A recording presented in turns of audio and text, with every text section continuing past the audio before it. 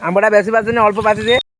हाँ सांग मैंने सकाल सकाल पखाल भात सहित मैगी खाई दी तो देखी पारे सकाल सकाल मो बोऊ कहला मैगी तो मुझे पड़े जगह है काठ आने बाड़ी को तो देखा पारे भाई ये देखुं कि आंब गछ आंब होता तो बाट गला बेलू भाई चिप्स देखा नाली गुड़ी पड़ी तो ये मैंने गछ देख मैंने बड़ बड़ आंब हो गोटे पाचेल तक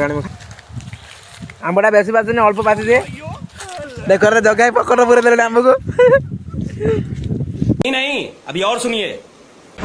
तो हेलो गाइस देख सकते हैं हमारे इतना बड़ा पुखुरी है तो लगा मेरा मजाक लेकिन उसके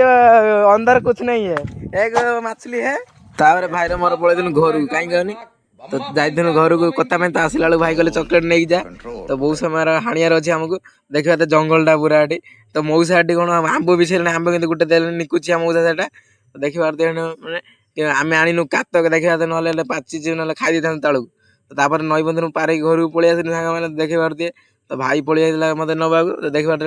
यहाँ ब्रिज 2-3 वर्ष कम्प्लीट होगा मुझे एपटे ग्यारंटी बुलाया तो देखी पारे मत चिड़ी जाता पैसाटा किए जीतला क्या जाने तो देखी पारे मुझे आसनी आलू कषा आउ बरा